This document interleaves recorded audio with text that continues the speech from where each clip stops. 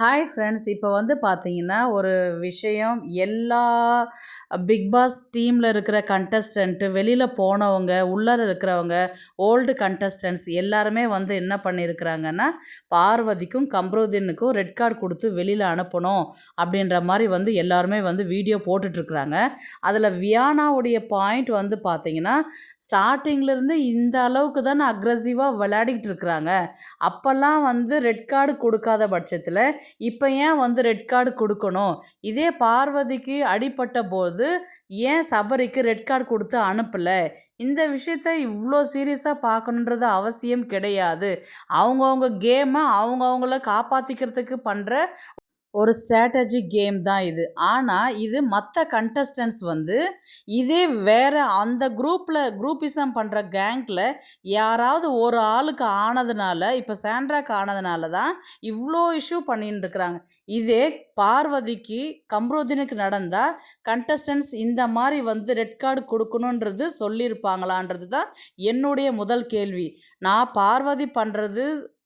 பார்வதியும் கம்ருதீனும் பண்ணது தப்பு தான். ஆனால் இது கேமாக பார்க்கும்போது எதுவும் தப்பு கிடையாது. இது தப்பாக இருந்தால் பிக் பாஸ் என்ன பண்ணியிருப்பார்? இந்த கேமை அப்போவே ஆஃப் பண்ணியிருப்பார் இல்லைங்களா? ஆனால் அவர் அமைதியாக தானே இருந்தார். மார்னிங் வரலையுமே யார் யார் எவ்வளோ நேரம் யூஸ் பண்ணாங்க, எத்தனை மணி நேரம் இருந்தாங்கன்றது அந்த கேமை அவர் கண்டினியூ பண்ணிக்கிட்டு தானே இருந்தார். அப்போ இது வந்து தப்பாக தெரிஞ்சிருந்தா பிக் பாஸ் இந்த ஷோ அப்போவே ஆஃப் பண்ணிவிட்டு நாளைக்கு கண்டினியூ ஆகும், இல்லை நாளைக்கு வேறு கேம் அப்படின்றது மென்ஷன் பண்ணியிருப்பார் இல்லைங்களா? நம்ம யோசிக்க வேண்டிய விஷயம் இது. எனக்கு இன்னொரு டவுட் என்னன்னு பார்த்தீங்கன்னா, இப்போ சாண்ட்ரா வந்து கார்லேருந்து இழுத்து போட்டாங்க இல்லைங்களா? சாண்ட்ரா விழுந்த அடுத்த செகண்ட் என்ன சொன்னாங்க, எனக்கு அந்த டோர் இடிச்சிரும், கையை பிடிச்சி இழுங்க விக்ரம் அப்படின்னு சொல்லிட்டு சாண்ட்ரா வந்து மென்ஷன் பண்ணுறாங்க. அவர் வந்து இழுத்து விட்டுட்டு வலிக்குதுங்களா, எழுப்பி உட்கார வைக்கட்டுமான்னு சொல்லிட்டு விக்ரம் வந்து கேட்குறாரு. கொஞ்ச நேரம் பார்த்தீங்கன்னா வித்தின் செகண்டு ஃபிட்ஸ் வந்துச்சுன்னு சொல்லிட்டு உள்ளே கூட்டிகிட்டு போனாங்க. இது எல்லாருமே பார்த்துருப்பீங்க. உள்ளே கூட்டிகிட்டு போன ஒரு பேஷண்ட்டு, ஃபிட்ஸ் வந்த பேஷண்ட்டு எப்படி 24 ஹவர்ஸ் வந்து இல்லாத எப்படி ஒரு ½ அன் ஹவர் கழித்து எப்படி டிஸ்சார்ஜ் பண்ணுவாங்க? அப்போ இது சாண்ட்ராவுடைய நடிப்பா இல்லை கேம் ஸ்ட்ராட்டஜியா அப்படின்றது நீங்கள் கமெண்ட்டில் கண்டிப்பாக எனக்கு மென்ஷன் பண்ணுங்கள்.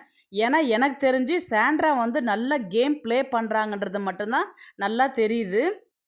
நெக்ஸ்ட்டு பார்த்தீங்கன்னா, ஒரு மெடிக்கல் லைனில் ஒரு பேஷண்ட்டுக்கு ஃபிட்ஸுன்றது வந்ததுன்னா, டாக்டர் அட்வைஸ் வந்து 24 ஹவர்ஸ் வந்து அந்த பேஷண்ட்டை கண்காணிப்பாங்க. ஏன்னா, அடுத்தது எப்போ ஃபிட்ஸ் வருது, என்ன பண்ணுறாங்க, அவங்களுடைய ஹெல்த் கண்டிஷன் எந்த லெவலில் இருக்குதுன்றது டாக்டர்ஸ் வந்து அவ்வளோ சீக்கிரம் டிஸ்சார்ஜ் பண்ண மாட்டாங்க.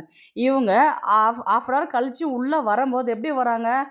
கொஞ்ச நேரம் கழித்து சாண்ட்ரா உள்ளே வராங்க. விக்ரம்கிட்டேயும் சபரிக்கிட்டேயும் பேசிட்டு அதுக்கப்புறம் படுத்துன்னு தூங்குறாங்க.